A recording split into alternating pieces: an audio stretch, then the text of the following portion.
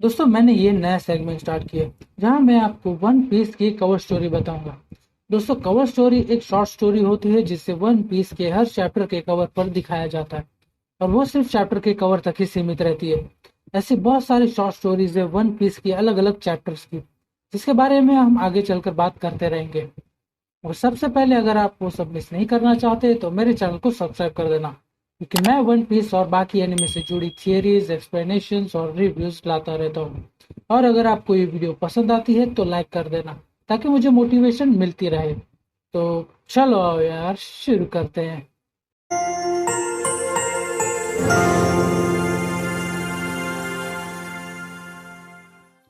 तो दोस्तों आज की इस वीडियो में हम बात करेंगे हमारे शॉ हेड्स की ग्रैंड फ्लीट के बारे में और जानेंगे कि उन्होंने ड्रेसरोसा से अलग होने के बाद क्या किया। हालांकि एनिमे के एपिसोड 885 में शॉर्ट में थोड़ा दिखाया गया है, और कुछ ऐसी छोटी छोटी डिटेल्स भी हैं जिन्हें दिखाना उन्होंने जरूरी नहीं समझा है। वैसे वो सारी डिटेल्स इतनी ज्यादा नहीं है, मगर जितनी भी है मैं ऑब्वियसली बता दे रहा हूँ। पहले हम बात करेंगे बार्थोलोम्यू के बारे में, क्योंकि वो सबसे पहला मेंबर है हमारी ग्रैंड फ्लीट का। तो हमारे हीरो को जाओ में ड्रॉप करने के बाद बार्थो क्लब एक अनजान आइलैंड पर जाते हैं, जहां वो किसी गैंग से पंगा लेकर उसे हरा देते हैं। और फिर बार्थो क्लब वहां के लोगों को लूफी के पिन बैचेस देकर उन सबको स्ट्रॉ हैट में शामिल होने और उन्हें सपोर्ट करने के लिए उन्हें मनाने की कोशिश करते हैं, ये जानने के बाद कि वो जो आइलैंड है वो अंडर प्रोटेक्शन है रेड हेयर पायरेट्स के।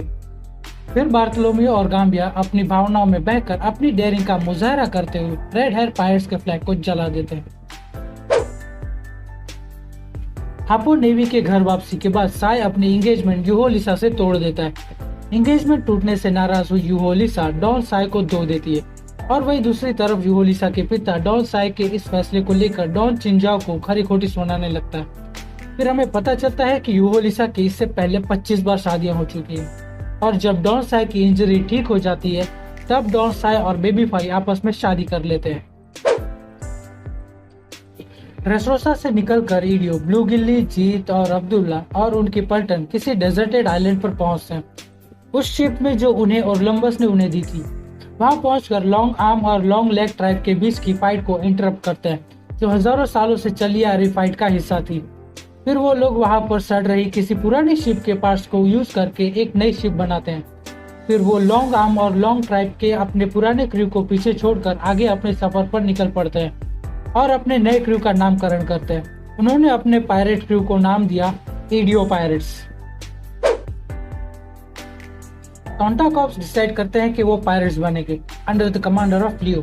फिर वो सब लोग ड्रेसरोसा के सारे सिटीजन्स की मदद करते हैं अपने अपने घर को और अपनी कंट्री को फिर से पहले जैसा बनाने में, जिसके इनाम के रूप में टोंटाटा पायरेट्स के लिए वहां के सारे सिटीजन्स मिलकर एक नई पायरेट शिप बना कर देते हैं, जिसका लियो ने नाम रखा उसोरन। फिर उसके बाद किंग रिकू उन्हें असाइन करते हैं एज एन एस्कॉर्ट बॉडीगार्ड रिवरी के लिए। कैप्टन बगी की ऑर्गेनाइजेशन से 5 जायंट्स रिजाइन करते हैं ताकि वो कैप्टन हजरुद्दीन के पायरेट क्रू का हिस्सा बन सके, और उन पांचों में खुद कैप्टन हजरुद्दीन भी शामिल है। उनमें से दूसरा मेंबर है स्टानसेन द शिपराइट, तीसरा है रोड द नेविगेटर, चौथा है गोल्डबर्ग द कुक, और पांचवी मेंबर है जॉर्ज द डॉक्टर। बगी को जब वॉरलॉर्ड बनने का ऑफर आया गवर्नमेंट की तरफ से मरीन फोर्ट की वॉर के बाद, तब बगी ने एक ऑर्गेनाइजेशन शुरू की जो बेस्ड है न्यू वर्ल्ड में ही कहीं किसी काराईबारी नाम के आइलैंड पर, जिसका बगी ने नाम दिया बगीज डिलीवरी या फिर पायरेट डिस्पैच ऑर्गेनाइजेशन। बगी की ये ऑर्गेनाइजेशन उन लोगों को या उन कंट्रीज को असिस्ट करती है जिन्हें पावरफुल वॉरियर्स या जंग के दूसरे सामान चाहिए। बगी पैसों के बदले पावरफुल वॉरियर्स और पायरेट सप्लाई करता था। अब क्योंकि बगी पहले एक वॉरलॉर्ड था तब उसे खुली छूट थी इस बिजनेस को चलाने की, बट वॉरलॉर्ड टाइटल के अबॉलिशन के बाद अब बगी के पास कोई भी गवर्नमेंट प्रोटेक्शन नहीं है। तो मौका देखकर हजरुद्दीन और बाकी के जायंट्स ने बगी के लिए काम करने से मना कर दिया और रिजाइन दे दिया। ओलंबस एक एडवेंचरर है जो काम करता था स्टैंडिंग किंगडम के लिए। ड्रेसरोसा से आने के बाद ओलंबस रिजाइन दे देता है, जो हमने एनिमे में पहले ही देख लिया, और उसी दिन शाम के बराबर 6 बजे अपने पैजामे और बाकी के सामान को लपेटना शुरू करता है। और फिर रात के 10 बजे ओलंबस कोलंबस के साथ ऑन बोर्ड क्लीनिंग वगैरह चेक करके स्टैंडिंग किंगडम की 56 शिप्स चुरा कर वहां से कल्टी मार लेता है। अब वो कोलंबस उसका भाई है या फिर कोई क्रूमेट ये अब तक क्लियर नहीं हुआ है। उस किंगडम के राजा को चोरी की खबर मिलते ही वो उस फ्लीट पर कैनन फायर करवाता है, मगर किसी तरह बचते हुए मन ही मन में ओलंबस स्टैंडिंग किंगडम को फेयरवेल देते हुए दूर निकल जाता है अपने पहले पायरेट बनने के सफर पर। और फिर बाद में वो अपने पायरेसी प्लान को बनाने में जुट जाता है। मगर थोड़े वक्त बाद जब ओलंबस और उसकी फ्लीट किसी आइलैंड पर अटैक कर देते हैं, तब उन्हें पता चलता है कि वो जिस आइलैंड पर अटैक कर रहे थे उस आइलैंड के सभी लोग बहुत ही गरीब थे। तो बदले में ओलंबस उनके लिए अपने शिप के कुछ सप्लाई छोड़ जाता है और इस तरह ओलंबस के पायलट बनने का पहला प्लान फेल हो जाता है और फिर वो उस आइलैंड को छोड़कर चला जाता है। डोफ्लामिंगो के चुंगल से निकलने के बाद बेलोमी किसी छोटे से आइलैंड पर पहुंचता है और अपनी नई जिंदगी की शुरुआत करता है, जहां वो एक क्राफ्ट्समैन बन जाता है। जहां हमें दिखाया गया है कि बेलोमी द पायरेट अब रिटायर हो चुका है और अब वो इस आइलैंड पर एक क्राफ्ट्समैन की जिंदगी जी रहा है और वहाँ के क्राफ्ट्समैन कभी ना फट सके वैसे पायरेट फ्लैग्स बनाते हैं, जिसमें बेलोमी भी साथ देता है। तो दोस्तों, इसी के साथ हमारी कवर स्टोरी का पहला एपिसोड यहीं खत्म होता है।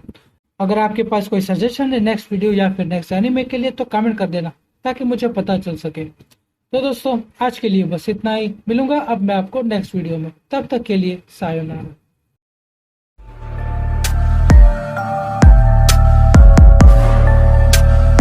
ジレンは絶対に負けない存在。